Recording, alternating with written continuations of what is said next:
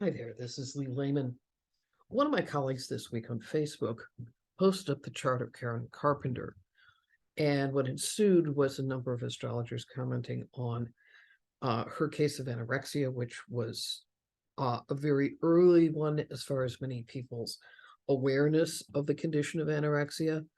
And what I thought I would do, which is kind of what I did on the Facebook post, was talk about some of the classical ways that we could look at this case, and also just generally some ideas about how we look at medical conditions from the natal chart.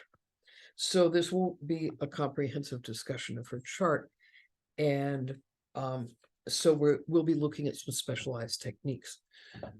So now, how do we consider an issue like this, and how do we also pretend that this is something that we could have done during her lifetime where maybe it would have made a difference? I don't know. So beginning to look at her chart, just generally, of course, it's very hard for any of us in the current age to look at the chart and not immediately see Uranus sitting right there on the ascendant.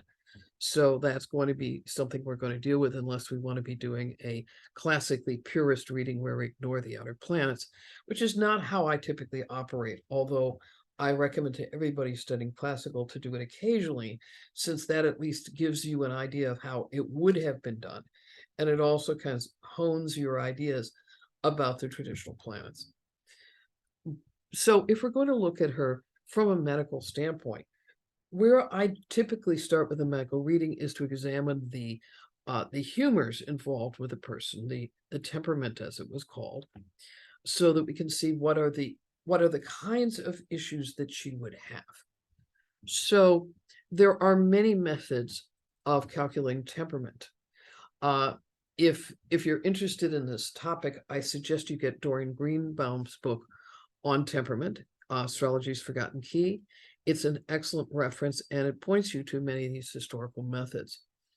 I've found over time that I'm mostly these days working with a simplification that I teach my medical students. And the simplification is look at the sun, look at the moon, look at the ascendant ruler, and see where they lead you. Because honestly, one of the problems you have with any of the systems, including mine, of calculating temperament is there are simply charts that have something that screams so loudly that isn't one of whatever those methods are, that you have to account for that in your system. So please, please, please remember the word judge.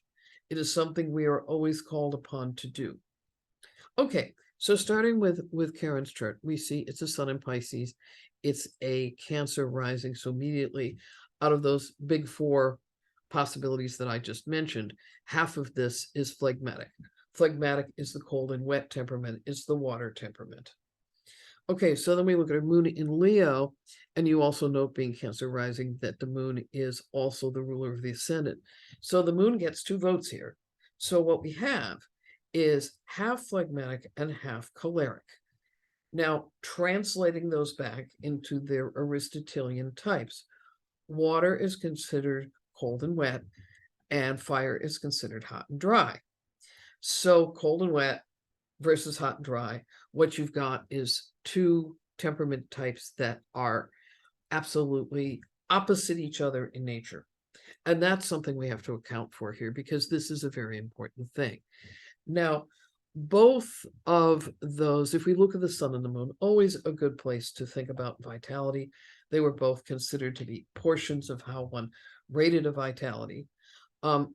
What we have with this is the sun is opposite Saturn, and the moon is opposite Mercury, Jupiter. And those are both going to be very important as we work through what goes on with her situation.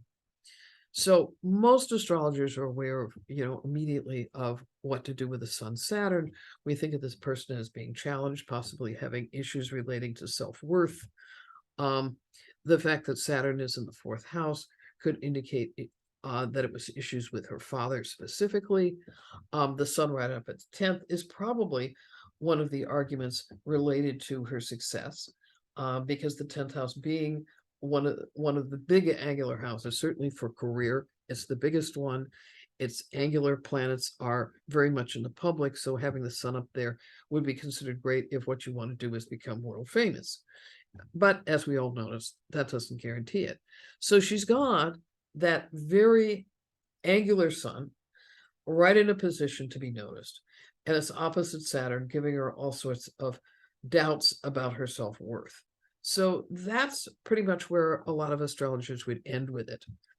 And we're going to look at that, but we also want to put it into a context, because our basic factors relating to vitality. And we want to talk about vitality because that's how you stay on the planet. Okay, our vitality factors are the sun and the moon, because they're the sun and the moon. They both relate to vitality. The ascendant ruler, which happens to be one of those, the moon. Since we use the first house for vitality, that's also the moon. So we have moon relating to the first house. We have sun relating to the 10th. And then we can look at the other high legicals, as they were called. These are the four main points that can be the high leg, which is the giver of life.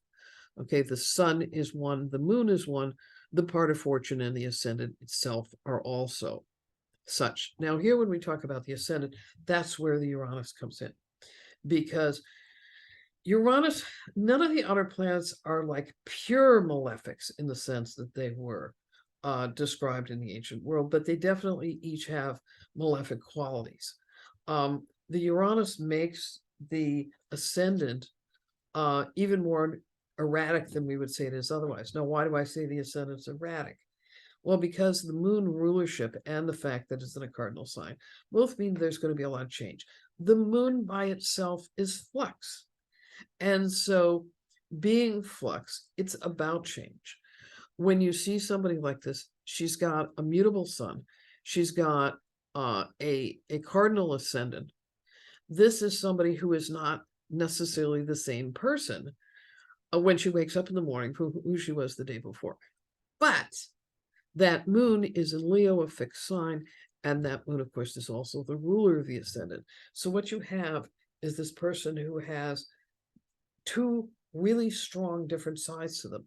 This side that is changeable, and this side which is, whoa, we're doing things the way we did them yesterday, and it's going to be the same tomorrow. So when you see something like this with two strong types like this, you realize that this can produce a considerable conflict in this person.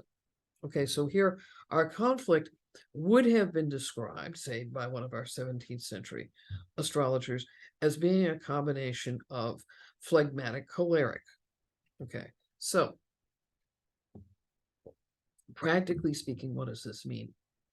Well, what it means is that with everything where you would give humoral advice to somebody, like lifestyle, diet, how they sleep, how much exercise they need, what kinds of environments are necessary or stimulating, what kinds of environments are basically difficult or stressful. In this case, we've got two things that are absolutely dynamic opposites. But there's an interesting thing about this combination of phlegmatic and choleric. One of the things is that both of those two temperament types are very sensitive to oils and fats. Okay, in fact, when you talk about what, in a sense, is the bane of that pair, it's junk food. It's the fat issues. Okay, now what do I mean by that specifically?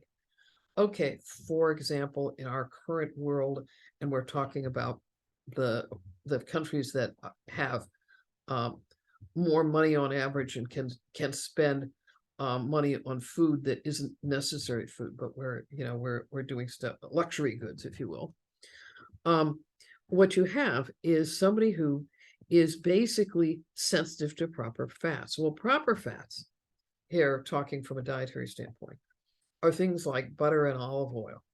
Now, I'm not going to get into the difference between veganism with this versus non-veganism, but just using the traditional methods here. So things like vegetable oil are relatively late incursions into the fat realm. They are basically problematic fats, and first of all, simply for the fact that they're not really defined well. Secondly, you've got the issues of polyunsaturated fats and some of the chemical difficulties.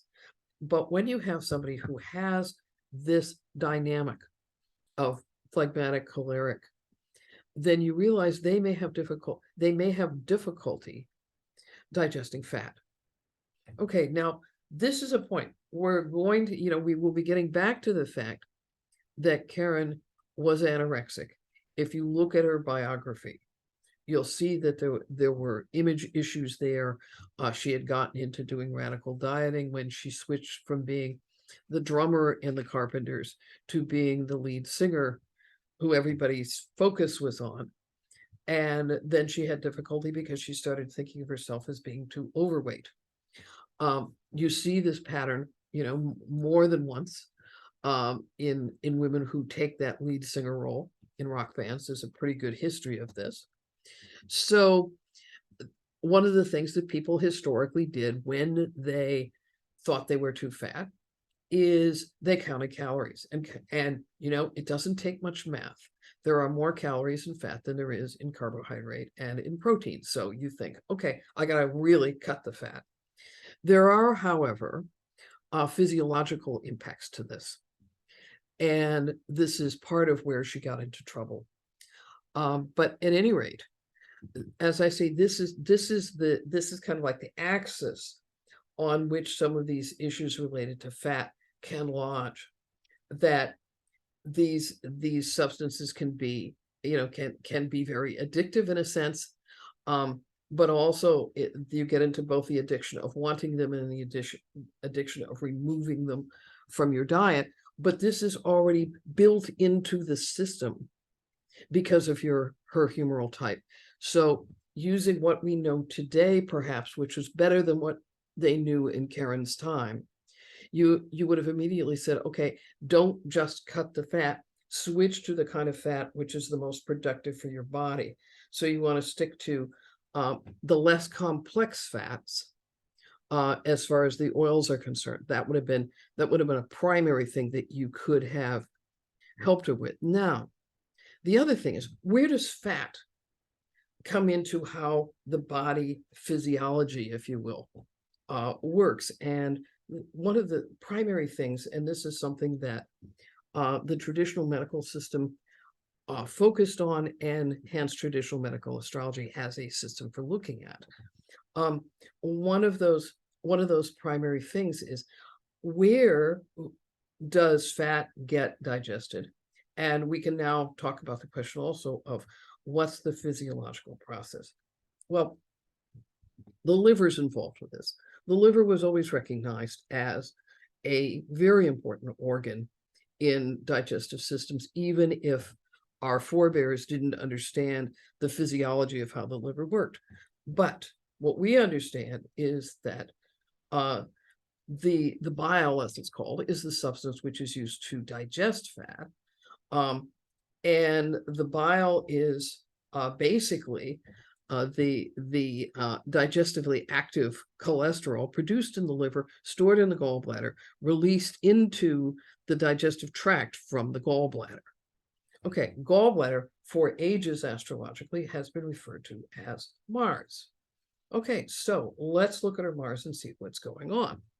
So first of all, her Mars is retrograde and in detriment in Libra, and it's conjunct the South Node. Now, I always recommend to my students, please, please, please, in your computer programs, include the South Node. Yes, we all know by definition that the South Node is opposite the North Node, so you really don't need to have both of those in your charts. But the problem is that when you don't, you also don't see it. So what you immediately needed to see here as an astrologer was Mars conjunct the South Node. Okay, now the South Node, the idea of the South Node in Western astrology is destruction. It's considered a destructive point. So Mars itself is considered to be a malefic, and it's a malefic. When you have a malefic that is in detriment and retrograde, it's really malefic. Okay, so now the thing is, when I said there was a special system for looking at some of these digestive matters, here's the special thing. It's the fifth house. Well, how did we get to the fifth house? Well, maybe you want to say that that traditional idea of eating and gluttony and having fun is the fifth house, but there was a bigger meaning here. The bigger meaning is that the fifth is actually the 12th from the sixth. Now, a lot of you who've done derived houses understand a little bit of the shortcut I just said by saying it's the 12th from the fifth. So this, or from the sixth, this is like saying the fifth is the undoing of the sixth. Now, here, if we're talking about the sixth as being disease, what's the undoing part? Well, the undoing part is that through the 19th century and into the 20th century, with a group that were called the medical eclectics, a lot, if not most, of traditional physicians believed that the primary cause of disease came from diet or what you drank. In other words, it's all the stuff going into your mouth. Okay, so what that means is that, first of all, there is that idea of the major problem was not undereating, although it wasn't her case, but overeating. And this idea of gluttony would very much have been associated with the fifth house. It would have been associated with Venus. So those are the issues they would look at, is that idea that when you overeat, and you realize you shouldn't have done it, but then you do it the next time. But they had a system, they called it the virtues. I talk about it for a couple of pages in traditional medical astrology. And it was a system for assessing, in the traditional idea of digestion, were there blockages to the actual digestive process? Well, so first, having Mars here and associated so tightly with the fifth house cusp says, oh yeah, there's definitely a problem here. One way of thinking about this, that many of you, for example, who've taken the STA horary class will recall when you were doing horaries where, say, Mars was in or ruling the second house, that one of the things that we would say is dispersal of substance. That is a real obvious definition of Saturn, or excuse me, of Mars related to a house, that Mars tends to stir things up, and one of the ways that happens is dispersal. Okay, so here, this is dispersal of digestion. Okay, it's already suggesting that there's a digestion process, and the fact that it's associated with the south node is indicating that this is not going to be gluttony, it's going to be the reverse of gluttony. So embedded right there is one of the problems which could lead to a kind of an anorexic problem. Okay, so we've already gotten to one of the pieces here that's indicating that she could have these tendencies. Now, the way that we operate with these charts is to basically talk about the tendencies, to talk about the pitfalls of, or advantages of having a particular temperament. In this case, what we've got is two temperaments that are essentially creating a stress because they're clashing, because they have opposite priorities. And what it means is it's very hard to get both wheels operating together because they tend to be going in completely different directions. So she's got a complex chart from a humoral standpoint to begin with. And now we're starting to pick out, and there are issues here with digestion.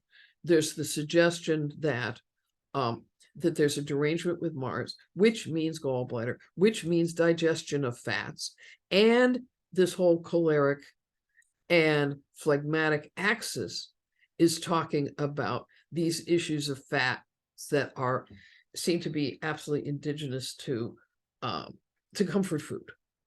So we're definitely seeing a digestive problem here.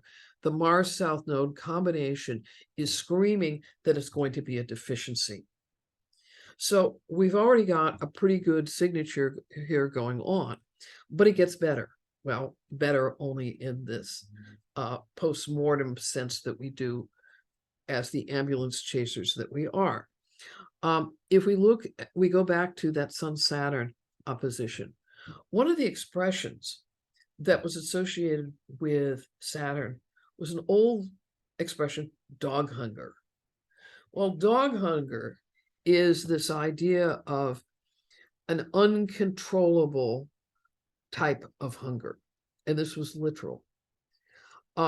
Years ago, when I first started pulling this material together, which was part of when I was doing the Book of Rulerships, I started wondering about this expression. This isn't just the normal hunger pangs, but it's something bigger than that. And I think also it's kind of like it can be the hunger, and it can also be the reverse of the hunger. It's like it's a dissociation from the normal way that the hunger cycle is supposed to work physiologically, which is it's supposed to be a physiological reaction to say, body, it's time to eat now. But that kind of observation gets skewed either to tell the body that it's constantly hungry or to tell the body that it's not hungry at all. And one of the things you discover with anorexics is many of them will say, but I'm not hungry. Now, either you have to take the position that essentially all or most anorexics are lying, or what has happened through their behavioral pattern, which has resulted in the anorexia, is they've lost their normal appetite, stimulus, and response, which is what I strongly suspect is going on, and part of what I think was going on in her case. And there you've got it literally, because the sun is a symbol of vitality, being opposed by that Saturn, and this whole hunger process being shown in this. Now, when you read her biography, one of the things you discover is that at various points in her life, she was able to see the problem, even though she didn't have access to the kind of resources that we have today. She didn't have the world's most competent doctors, but again, doctors can only do what they're trained to do and what they quote know. But her things in her life, such as the deterioration of her marriage, were factors that definitely sent her further into the track where by when she died, she was absolutely seriously underweight, and she was underweight to the point that it produced heart problems. So what we've seen here is a whole system which is all supporting the idea of this as a potential illness for her. And we'll also get a minute to a couple other issues related to vitality. Now, I mentioned this Mars. I mentioned just the whole issue of dispersal of substance. Mars is, of course, also the ruler of her sixth house, which is illness. Now, I want to make sure everybody's clear. When you're doing medical charts, we have vitality factors which enhance our ability to be comfortable in our bodies and our general life and life expectancy. And then we have illness, which is in the sixth house. So don't ever mistake disease, which is sixth, from vitality, which is first, because these are very, very different concepts. And in a sense, when you talk about health as we understand it, it's really what the balance is between the vitality factors and the illness factors. So these would be issues that were extremely important in understanding her vitality, as well as the disease which developed because of these particular lifestyle responses that she had. So we see there's possible issues with the gallbladder, because we see if the gallbladder is ruled by Mars, Mars is in detriment. So the gallbladder function itself is compromised. That would be the sense, and further messed up by the position of the south node there. So we've got a real red flag on that. Now, the other thing that we do is we look at the actual rulers of the fifth house as being indicative of issues related to digestion. And here you see Venus and Saturn are the primary rulers.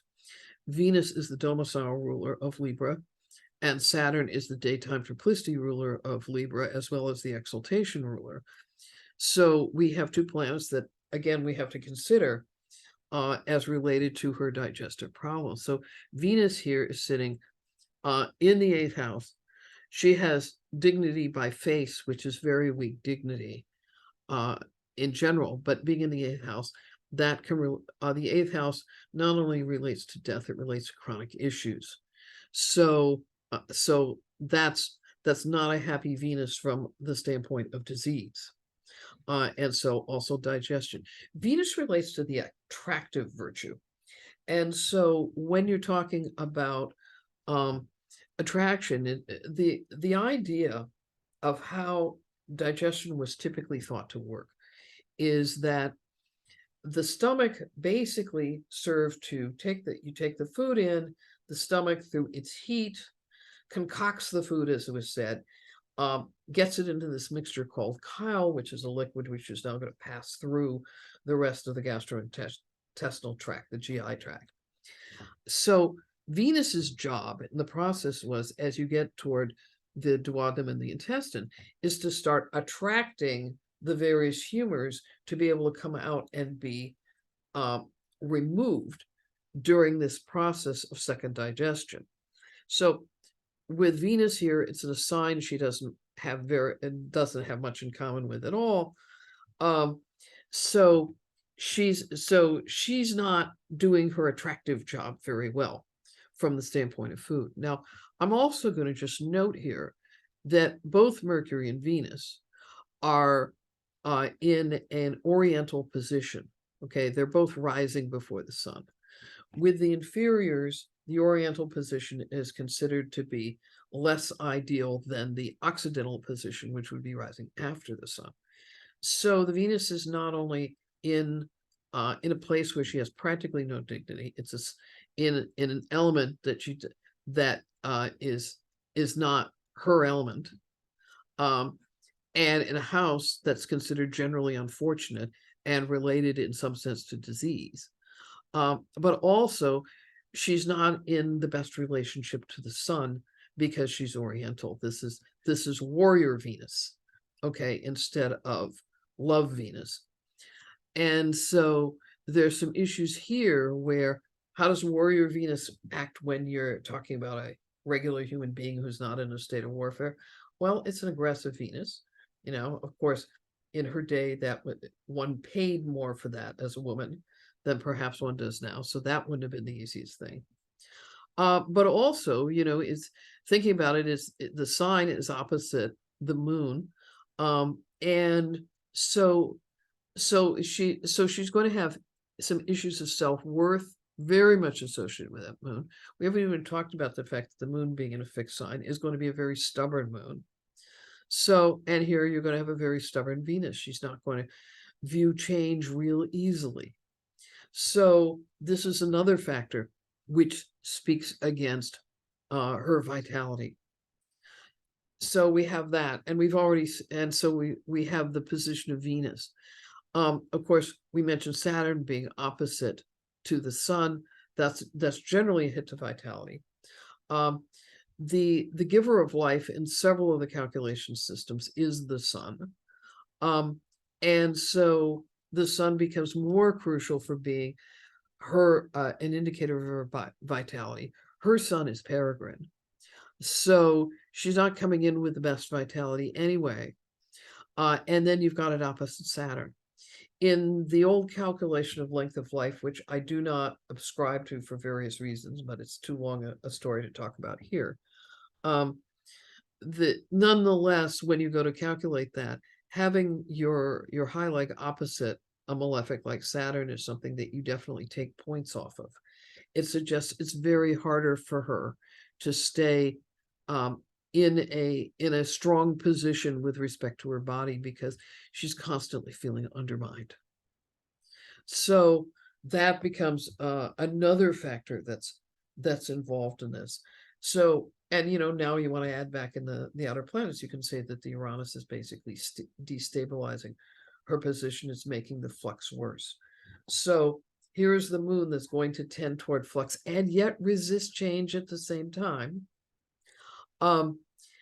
And so she's got a situation where she changes around on us. There were times she did pretty well. There were times she didn't. She's got a sun that's being eroded, you know, pretty much literally by Saturn in terms of her personal self-confidence. And then you have this this active problem area produced by good old dispersal of substance Mars, that is basically producing a disease out of a digestive issue. So those would be the primary factors that we would see that would be related to her vitality.